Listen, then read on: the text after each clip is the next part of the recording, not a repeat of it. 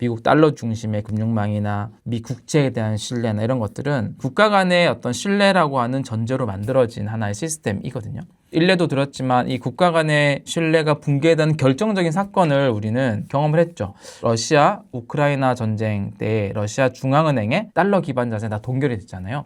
이미 세계 질서가 바뀌었다. 그러한 상황에서 어떤 자산이 필요할 거냐. 특정 국가에 얽매이지 않은 중립적 자산을 확보하는 게 되게 중요해요. 말씀드렸던 금, 또 비트코인 같은 자산이죠.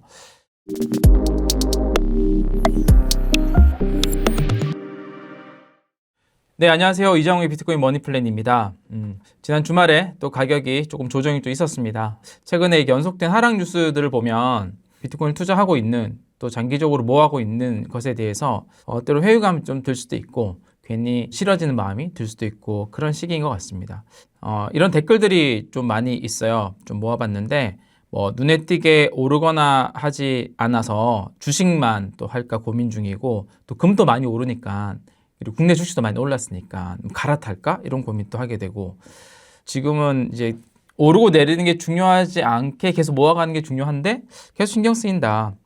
비트코인을 은퇴 준비를 하고 있는데도 가격이 떨어지면 괜히 포기하고 싶어진다. 이런 생각이 많이 드는 시점입니다. 같은 관점에서 저도 한번 좀 생각을 해봤거든요. 그런 심리를 충분히 느낄 수 있는 시기인 것 같고 특히나 비트코인이라고 하는 자산에 대한 믿음이 이게 특별히 가지고 문제가 생기진 않았는데 다른 자산들은 급격히 계속 성장을 하고 있으니까 나의 포지션을 또 이동을 해야 되는 게 아닌가. 또 그쪽 자산이 성장을 하면서 그 성장할 수밖에 없는 이유들이 계속 나오잖아요.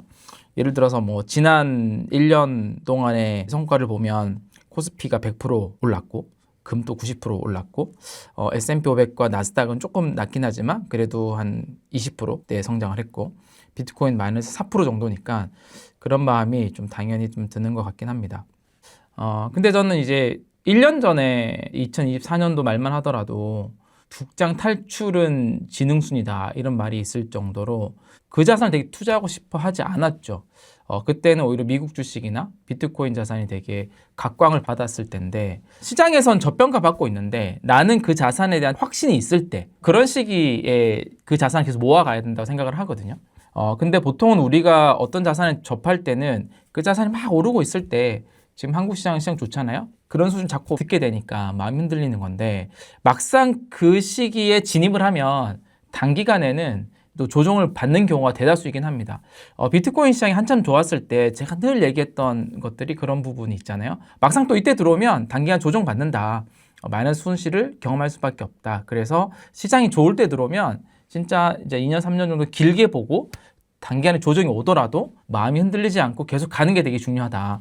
이런 마음이 있듯이 만약에 2024년도 말에 한국 시장에 대해서 뭔가 자신만이 보는 어떤 뷰를 가지고 그때 굉장히 저평가 받고 있음에도 불구하고 이제 한국 주식을 계속 사셨던 분들은 진짜 칭찬할 만하죠. 인정해야 되는 거죠. 지금 비트코인이 우리가 주목받지 못하고 오히려 조롱을 받는 경우도 많고 하잖아요. 이때 비트코인 자산의 미래의 어떤 포인트들을 보고 확신을 가지고 있는 사람이 이 시기에 계속 모아간다면 결국 또 이후에 이제 좋은 성과를 볼 수 있거든요. 그런 면에서 이제 이전에 몇 번의 시기들을 제가 한번 가져와 봤어요. 지금 이제 1년간 12개월 동안 해서 한 4% 정도 빠졌잖아요. 되게 지지부진한 시기란 말이에요. 근데 2014년도부터 한번 볼게요. 2014년도도 11월부터 2015년 12월 1년 1개월 13개월 동안 한 8% 정도 빠졌어요. 정말 지지부진한 시기였거든요. 근데 저 시기 때 어떤 일이 있었냐면 미국의 뉴욕에 이제 비트코인 라이센스가 또 생기고 또 코인베이스라고 하는 거래소가 등장하기 시작했어요. 또 제미니 거래소라고 하는 이제 미국의 또 주요 거래소도 등장을 했고 우리가 또 잘 알고 있는 그레이스케일 GBTC에서 비트코인 거래를 또 시작하게 됐고 이제 하락하고 있는 와중에도 장기적으로 중요한 그 산업 인프라 좀 생겨나는 과정이었잖아요. 이런 일이 있었단 말이에요. 여기 2015년도 12월 딱 이후에 그때부터 2년 동안 비트코인은 4,500% 정도 성장을 했거든요. 지금 보면 되게 말이 안 되는 수치긴 한데 그때부터가 이제 2017년도 왔을 때 엄청나게 성장을 했잖아요. 이런 시기가 있습니다. 2019년도로 넘어가 보면 2019년도 7월부터 2020년도 10월까지 한 1년 3개월 정도 보시면 막 오를 것 같다가 떨어지고 오를 것 같다가 떨어지고 한 6.6% 정도 빠졌잖아요. 정말 이 시기 때 투자하면 재미없거든요. 그리고 하기 싫고 좋은 소식 하나도 안 나오고. 근데 이 물밑에서는 되게 좋은 소식들이 많이 나와요. 이때가 코로나 시기였고 유동성이 막 공급되던 시기였는데 이때도 초기에는 주식시장이 먼저 좋아졌죠. 폴 튜러 존스라고 하는 헤지펀드 매니저가 유동성 공급 시기에는 비트코인이 가장 빠른 말이다. 이런 메시지도 나오고. 그리고 이때 뭐가 나왔냐면 기업형 이제 비트코인 재무 전략 시작, MSTR, 마이크로 스트래티지가 등장을 하기 시작합니다. 이런 좋은 건들이 안에는 있지만 시장에 잘 반영되지 않은. 이때 딱 지난 2020년 10월 이후에 6개월 동안 455%가 올라요. 5.5배 정도가 오르는 수치입니다. 이런 것들이 또 뒤에 또 반영이 되는 거죠. 2023년도 4월부터 2023년도 11월, 한 8개월 정도였거든요. 이때도 마이너스 11.6%예요. 이때 투자도 하셨으면 뭐 지금 여러분들이 비트코인에 대한 느낌 그 이상으로 팔고 더 이상 투자하지 말까? 이런 생각이 계속 들 때인 거죠. 근데 이때는 또 어떤 일이 있었냐? 블랙락이 비트코인 ETF를 신청을 하고 그 외에 또 주요 운용사들이 ETF를 신청을 하는 그런 좋은 소식들이 물밑에서 쫙 있었단 말이에요. 잘 안 보이는 거죠. 지나서 그런 것들이 등장을 하는 거죠. 이때도 딱 11월이 지나고 나서 6개월 동안 2024년 4월까지 2.1배, 그러니까 110%가 성장을 했습니다. 이런 건 사실 반복이긴 합니다. 지금 맨 처음에 보여드렸던 2025년 1월부터 2026년 1월 지금까지 한 12개월 동안 비트코인이 한 4.3% 하락해 있잖아요. 근데 이 시기에도 굉장히 좋은 일들이 많이 생겼어요. 미국의 기업들이 비트코인을 보유할 때 중요한 공정가치, 회계 기준도 미국에 확정이 됐고, 그 다음 SEC 같은 경우도 암호화폐에 대한 규제 기조가 단속에서 지원 바뀌었고, 그 다음에 지니어스 액트라고 하는 스테이블 코인을 굉장히 빠르게 성장시킬 수 있는 법안도 통과됐고, 그리고 미국이 압수한 비트코인을 팔지 않겠다, 뭐 이런 소식도 나왔고요. 굉장히 좋은 소식들이 물밑에서 있었지만 이 1년 동안 가격에는 크게 반영되지 않았죠. 또 조금 더 지나고 오를 수도 있고 하지만 이런 것들이 뒤에 다 반영이 된다. 그 물밑에서 일어나는 어떤 이 자산의 펀더멘털이 얼마나 좋아지냐 이런 것들이 되게 중요하다. 그래서 너무 조급함을 안 가지셨으면 좋겠다. 근데 지금의 조급함은 또 다른 자산들이 잘 나가니까 그런 생각이 들 수 있는데 또 필요에 따라서는 일부 좀 옮겨서 같이 포트폴리오를 만드셔도 괜찮긴 합니다. 근데 우리가 비트코인을 어떤 장기적인 가치를 보고 스타트한 그 물량만큼은 계속 가져갈 필요는 있죠. 분명히 좋은 성과가 나올 거라고 좀 생각을 하고요. 지금도 그런 과정이다. 저는 이제 예전에 저희 컨텐츠에서도 한번 말씀드렸는데 비트코인의 장기 낙관론을 가지고 있는 사람이거든요. 이 장기 낙관론에 몇 가지 이유들이 있죠. 그래서 그 이유들이 흔들리지 않는다면 시장에서의 특별한 사건이 있어서 흔들리는 게 아니라면 지금에 있는 변동들은 잠시 있는 파도 정도로 볼 수 있는 거잖아요. 그 세 가지 정도의 장기적 낙관론의 이유들을 갖고 있습니다. 근거들을. 첫 번째는 통화량이 증가를 함에 따라서 자산 가격이 상승을 한다라는 큰 이제 하나의 근거인 거죠. 그러니까 왜냐하면 모든 자산의 가격은 M2, 그러니까 통화량 증가에 따라서 밀려 올라가는 것과 똑같거든요. 그래서 미국뿐만이 아니라 글로벌 통화량이 증가하면 화폐 가치가 떨어지고 그 화폐로 측정되는 모든 자산의 가격이 오르는 것처럼 보이는 거죠.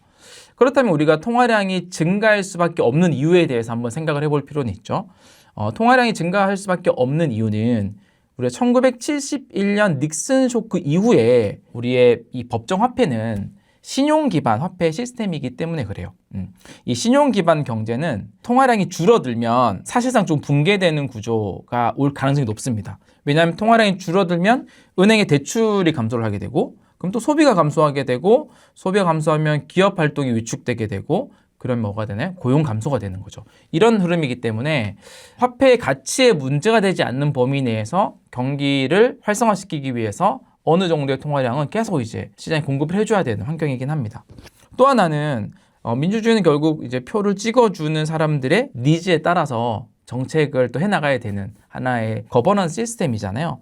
근데 가장 쉬운 경기 부양책이 뭐냐면 세금을 걷는 것보다는 돈을 푸는 행위가 더 쉽기 때문에 계속 이러한 현상들이 이어질 수밖에 없다. 그래서 앞으로도 통화량은 계속 증가할 것이고 그에 따른 자산 가격은 상승을 할 텐데 그렇게 자산 가격이 상승을 할 때 이 두 번째 이유인데요.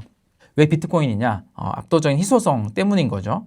그러니까 통화량이 늘어나는 환경에서는 공급이 계속 줄어들고 있고 총 발행량이 고정되어 있는 비트코인과 같은 자산이 가장 많이 오를 수밖에 없거든요. 물론 단기적으로는 조정이 조금 주춤할 수 있어요. 근데 좀 긴 시계열에서는 이 자산이 가장 좋습니다. 그리고 비트코인은 그만큼 얻기가 힘들죠. 그러니까 비트코인 얻기 위해서는 가장 희소하고 중요한 자원이 뭘 넣어야 돼요? 에너지를 투입을 해야지만 비트코인을 얻을 수 있잖아요. 새로운 비트코인. 이게 우리가 채굴 시스템인데 POW라고 하는 이런 이제 이유가 있죠. 또 하나는 이제 구조적으로 어떤 수요들이 나오고 있는 것도 가장 큰 이유입니다. ETF가 승인이 돼서 제도권 자산들이 유입되고 있고요. 물론 시기에 따라서는 유출도 있고 유입도 있고 유출될 때는 가격이 좀 떨어졌다가 또 유입될 때는 오르곤 하지만 작년 한 해만 하더라도 거의 1,000억 달러 넘는 금액이 비트코인 ETF에 새로 유입됐단 말이에요. 그런 부분들이 계속 수요를 창출을 하고요. 그 다음에는 우리 토큰화된 자산, 요즘 블랙락의 레리핑크 회장이 계속 강제를 하고 있는 모든 금융 자산들, 또 모든 자산들이 토큰화가 돼서 결국 블록체인 위에서 거래가 될 거다. 이런 환경들. 그리고 지니어스 액트가 통과된 것처럼 스테이블 코인 증가한 환경들이 결국은 이 구조적인 수요를 만들어주는 두 번째 이유다. 세 번째 이유가 또 가장 중요한 이유 중에 하나겠죠. 세계 질서가 변하고 있잖아요. 이 세계 질서가 각자 도생의 시대로 변하고 있는데 이 각자 도생의 시대라고 하는 거는 어떤 시대냐면 국가 간의 신뢰가 담보되지 않는 세상을 말한다고 몇 번 전에 얘기 드렸어요. 이러한 시기에 가장 중요한 자산이 뭐냐라는 건데 중립적 자산의 수요가 계속 증가할 것이다. 그 중립적 자산의 대표적인 자산이 금, 그리고 디지털 세상에서의 중립적 자산의 대표적인 것은 비트코인. 왜냐하면 기존에 우리가 모든 자산이나 금융망들 있잖아요. 미국 달러 중심의 금융망이나 미 국채에 대한 신뢰나 이런 것들은 국가 간의 어떤 신뢰라고 하는 전제로 만들어진 하나의 시스템이거든요. 일례도 들었지만 이 국가 간의 신뢰가 붕괴된 결정적인 사건을 우리는 경험을 했죠. 러시아 우크라이나 전쟁 때 러시아 중앙은행에 달러 기반 자산이 다 동결이 됐잖아요. 이미 세계 질서가 바뀌었다. 요즘 그런 메시지를 되게 많이 나와요. 최근에 다보스 포럼에서도 캐나다 총리가 또 얘기했지만 세계 질서가 완전히 바뀌었다. 그런 것들 우리 인지를 할 필요가 있는 거죠. 그러한 상황에서 어떤 자산이 필요할 거냐. 이런 국가 간의 신뢰가 담보되지 않는 세상에서는 특정 국가에 얽매이지 않은 중립적 자산을 확보하는 게 되게 중요해요. 말씀드렸던 금, 또 비트코인 같은 자산이죠. 물론 이제 이런 비트코인 말고도 이 디지털 세상에서의 인프라 역할을 할 수 있는 이더리움과 같은 자산도 이 토큰화가 되게 많아지고 스테이블 코인 발행량이 늘어나면 늘어날수록 받을 수밖에 없긴 할 거예요. 그래서 요 포인트입니다. 장기적 낙관론을 조금 생각을 해봐야 돼요. 이 세 가지 이후 통화량이 늘어나고 비트코인 희소하고 그래서 구조적인 또 수요가 이 제도권화가 되면서 만들어지고 또 하나는 세계 질서가 변화하는 과정에서의 중립적 자산 수요가 늘어나는 장기적인 환경이기 때문에 이런 환경에서 우리가 장기적으로 모아가야 되는 비트코인이 중요해질 것인가 이런 좀 생각을 해볼 필요가 있다고 생각됩니다. 그래서 오늘은 너무 단기적인 1년 정도 한 4% 정도 빠진 환경에 너무 이렇게 조바심 낼 필요 없다. 우리는 어차피 3년, 5년, 10년을 가지고 장기 투자 플랜을 세우는 과정이고 오히려 이렇게 빠지고 있는 이 시기는 비트코인을 모으기에 너무 좋은 환경이고 그리고 장기적 낙관론이라고 생각했던 그 근거들이 결코 무너지지 않고 있기 때문에 그냥 꾸준히 너무 흔들리지 않고 모아가시면 된다. 이렇게 오늘 또 말씀을 드리고 싶었습니다. 네, 오늘 내용도 도움이 되셨으면 좋아요, 구독, 또 댓글까지 많이 남겨주시면 다음 컨텐츠를 준비하는 데 있어서도 많은 도움이 될 것 같습니다. 감사합니다.